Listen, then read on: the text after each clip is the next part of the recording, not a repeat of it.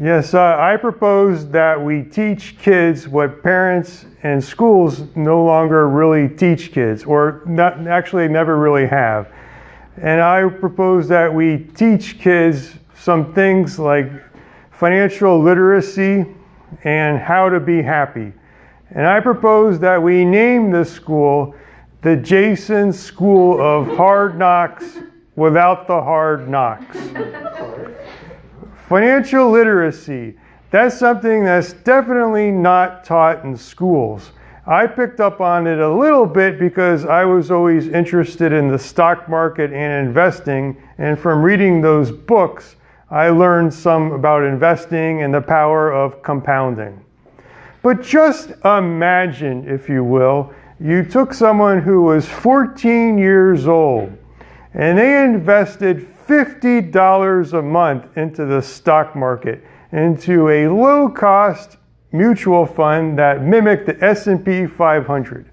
And they did that every single month for years. By the time they retired, they would have quite a bit of money. In fact, they probably would not need to rely on Social Security or Medicare, and that would be great. The other thing is debt. We don't really teach kids about debt. What happens after they graduate high school? A lot of them go on to college. And college is expensive nowadays, if any of you know that. Probably some of you do. And they have to get a student loan to get that debt to pay for college. And that student loan follows them everywhere. It becomes like a shadow that they cannot get rid of. They graduate college, they get a job, they bring that debt with them. And what happens when they graduate college? Now they got to keep up with the Joneses. Mike Jones, that they graduated college with, has got a job, and he just bought a nice car. So now they have to buy a nice car. So now they have an auto loan every single month. Then they see that Mike Jones now has a nice apartment downtown. They want to get a nice apartment too.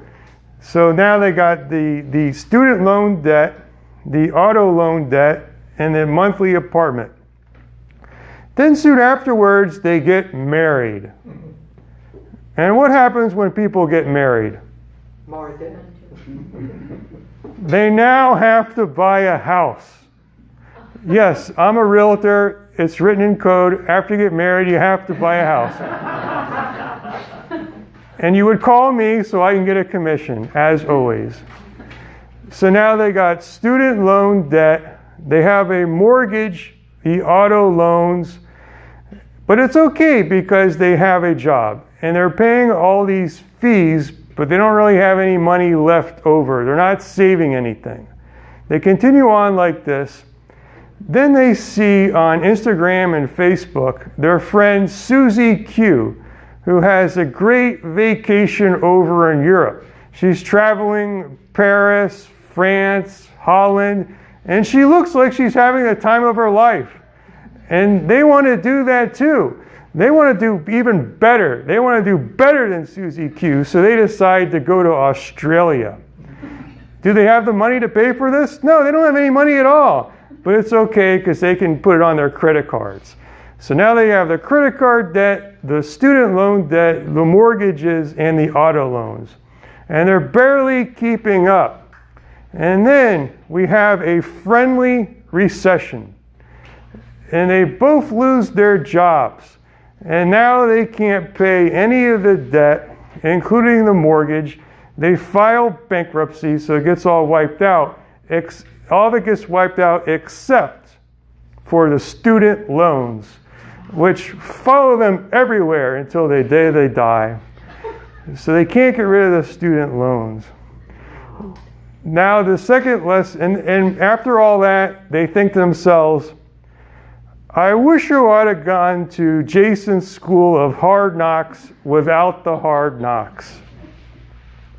The second classes we will be teaching at this school, which will be taught in summers when the kids are out of class, is how to be happy.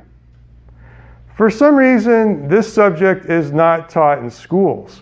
And since it's not taught in schools, a lot of us feel that we will be happy when we reach a certain point, when we reach our goals, when we get married, when we have that boat, when we have that big house on the water. That's what we think because we don't know anything differently. And just to give you an example, there's one person out there who had a goal to speak in front of large audiences and have thousands of people watch his videos. This is a mythical person that you probably don't know. And he imagined that by reaching this goal, he would be happy. And he wanted to reach this goal so badly. He was focused on it. And he would practice all the time so he could reach this goal. And even though he practiced all the time, and he deprived himself of fun activities, and he sacrificed, he would do that all the time. And so because he was so focused on reaching this goal, and in 6 years' time, he reached that goal. And he was speaking in front of thousands of people. Millions of people were watching his videos, and he was getting $500,000 of speaking engagement. And things were going well, but he was not happy. And now he was really not happy because he reached his goal, even exceeded his goal, and he wasn't happy. So now he was really unhappy, even depressed. And the one thought that kept on going through his mind over and over and over again is, I should have gone to Jason's school of hard knocks without the hard knocks, and I would have learned to be happy. Thank you.